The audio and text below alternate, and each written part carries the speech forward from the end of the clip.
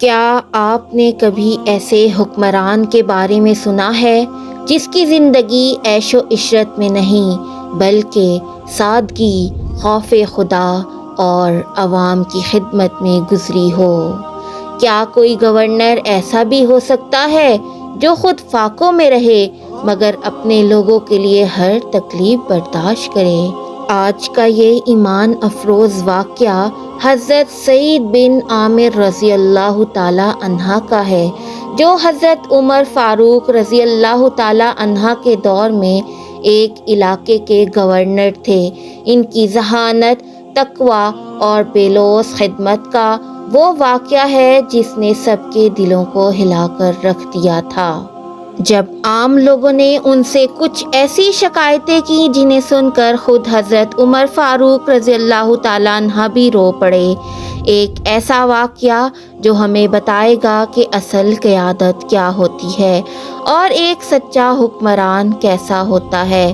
آئیے سنتے ہیں یہ تاریخی اور ایمان افروز داستان۔ بسم اللہ الرحمن الرحیم۔ محترم سامعین و ناظرین، السلام علیکم۔ مدینہ کی جامع مسجد میں ایک بار پھر لوگوں کا ہجوم تھا۔ حضرت عمر فاروق رضی اللہ تعالی عنہ ہمیشہ کی طرح عوام سے ان کے گورنروں کے بارے میں سوال کر رہے تھے۔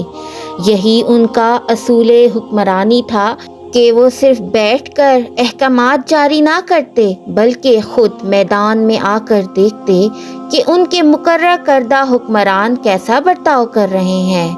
آج جب حضرت عمر فاروق رضی اللہ تعالیٰ عنہ نے حضرت سعید بن عامر رضی اللہ تعالیٰ عنہ کے بارے میں سوال کیا تو لوگوں نے کہا ہمیں ان سے کچھ شکایتیں ہیں۔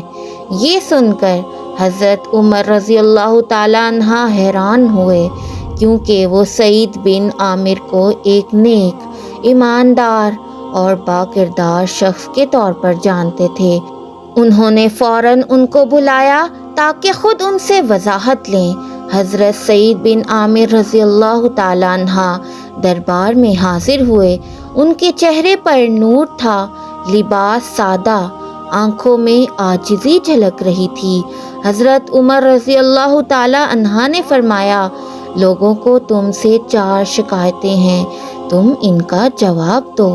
پہلی شکایت، آپ فجر کے وقت لوگوں سے کیوں نہیں ملتے بلکہ اشراق کے بعد ملاقات کرتے ہیں؟ حضرت سعید بن عامر رضی اللہ تعالی عنہ نے نظریں جھکا لیں، ایک لمحے کے لیے خاموش رہے، پھر دھیمی آواز میں بولے، امیر المومنین، میری ایک بیوی ہے جو برسوں سے میرا ساتھ دے رہی ہے، لیکن اب وہ بیمار ہے اور معذور ہو چکی ہے۔ میں جب فجر کی نماز پڑھ لیتا ہوں تو سب سے پہلے اس کے لیے ناشتہ تیار کرتا ہوں، اس کے کپڑے دھوتا ہوں اور اس کی ضروریات پوری کرتا ہوں۔ جب وہ آرام سے ہو جاتی ہے تب میں لوگوں سے ملاقات کے لیے آتا ہوں۔ یہ سنتے ہی مجمع میں ایک سناٹا چھا گیا، سب کی آنکھیں جھک گئیں اور دل میں ایک ہی خیال آیا، ایسا گورنر بھلا کہاں ملے گا جو حکمرانی کے بجائے اپنی بیمار بیوی کی خدمت کو مقدم رکھے۔ عوام کو جو آپ سے دوسری شکایت ہے، آپ ہفتے میں ایک دن عوام سے بالکل نہیں ملتے۔ حضرت عمر فاروق رضی اللہ تعالیٰ عنہ نے سوالیہ نظروں سے سعید بن عامر رضی اللہ تعالیٰ عنہ کی طرف دیکھا۔ حضرت سعید نے آہستہ سے کہا، اے امیر المؤمنین، میں یہ بات ہرگز نہ کہتا اگر آپ نہ پوچھتے۔ حقیقت یہ ہے کہ میرے پاس صرف ایک ہی جوڑا کپڑوں کا ہے، ہفتے میں ایک دن اسے دھوتا ہوں اور جب تک وہ خشک نہ ہوں میں اپنی بیوی کے کپڑے پہن کر رہتا ہوں۔ اس حالت میں میں لوگوں کے سامنے جانے سے شرم محسوس کرتا ہوں، اس لیے اس دن کسی سے ملاقات نہیں کر پاتا۔ یہ جواب سنتے ہی حضرت عمر فاروق رضی اللہ تعالیٰ عنہ کی آنکھوں میں آنسو آ گئے، مجمع میں سسکیاں گونجنے لگیں۔ وہ جو یہ سمجھ رہے تھے کہ شاید گورنر عیش و عشرت میں مصروف ہوگا، آج جان چکے تھے کہ ان کا حکمران تو خود انتہائی سادگی کی زندگی بسر کر رہا ہے۔ حضرت عمر فاروق رضی اللہ تعالی عنہ نے کہا کہ لوگوں کو آپ سے جو تیسری شکایت ہے، آپ رات کو لوگوں سے نہیں ملتے۔ اس بار حضرت سعید بن عامر رضی اللہ تعالی عنہ نے ایک گہری سانس لی اور کہا، اے امیر المؤمنین، دن میں رعایا کی خدمت کرتا ہوں، لیکن رات وہ میرے رب کے لیے ہے۔ میں نے اپنی داڑھی میں سفیدی دیکھ لی ہے اور ہر لمحہ اس دن سے خوف آتا ہے جب مجھے اپنے اعمال کا حساب دینا ہوگا، اس لیے میں رات کو اپنے پروردگار کے حضور کھڑا ہو کر عبادت کرتا ہوں اور لوگوں سے نہیں مل پاتا۔ حضرت عمر فاروق رضی اللہ تعالی عنہ کا چہرہ مزید متاثر ہو چکا تھا۔ حضرت عمر فاروق رضی اللہ تعالی عنہ نے کہا، لوگوں کو جو آپ سے چوتھی اور آخری شکایت ہے کہ آپ بار بار بے ہوش ہو جاتے ہیں۔ یہ وہ سوال تھا جسے سن کر سب حیران تھے۔ آخر ایک گورنر بار بار بے ہوش کیوں ہوتا ہے؟ حضرت سعید بن عامر رضی اللہ تعالی عنہ نے نظریں جھکا کر کہا، امیر المؤمنین، میں 40 سال کی عمر میں مسلمان ہوا تھا۔ اس سے پہلے میں بھی انہی لوگوں میں شامل تھا جو شرک اور گناہ میں مبتلا تھے۔ جب میں اپنے ان 40 سالوں کے گناہ کو یاد کرتا ہوں تو دل کانپنے لگتا ہے کہ نہ جانے میرا رب مجھے معاف کرے گا یا نہیں۔ یہی خوف مجھے بے ہوش کر دیتا ہے۔ حضرت عمر فاروق رضی اللہ تعالی عنہ کے صبر کا پیمانہ لبریز ہو چکا تھا۔ ان کی آنکھوں سے آنسو بہنے لگے۔ انہوں نے اللہ کا شکر ادا کیا کہ انہیں ایسے حکمران ملے جو دنیا کی چمک دمک کے بجائے آخرت کی فکر کرتے ہیں۔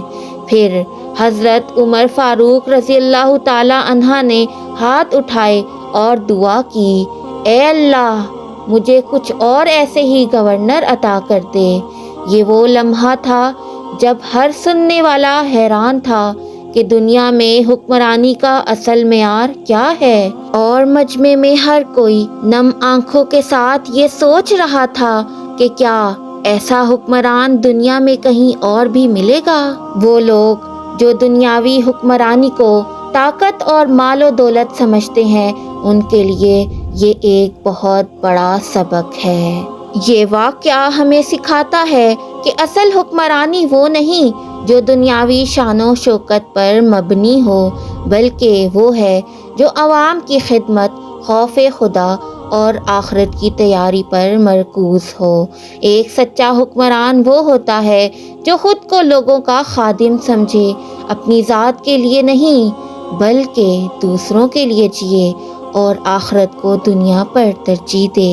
اور آخر میں کہنا چاہوں گی کہ کچھ کہانیاں، کچھ واقعات ایسے ہوتے ہیں جو صرف سننے کے لیے نہیں بلکہ زندگی بدلنے کے لیے ہوتے ہیں، جو دلوں کو ہلا کر رکھ دیتے ہیں اور سوچنے پر مجبور کر دیتے ہیں کہ کیا ہم بھی ایسے ہی نیک، ایماندار اور دیانتدار بن سکتے ہیں۔ اگر یہ واقعہ آپ کے دل کو چھو گیا ہے تو اپنی دعاؤں میں ان نیک ہستیوں کا ذکر ضرور کریں، اور اگر آپ چاہتے ہیں کہ ایسی مزید ایمان افروز کہانیاں آپ تک پہنچیں تو آپ جانتے ہیں کہ کیا کرنا ہے۔ اللہ ہم سب کا حامی و ناصر ہو۔ جزاک اللہ۔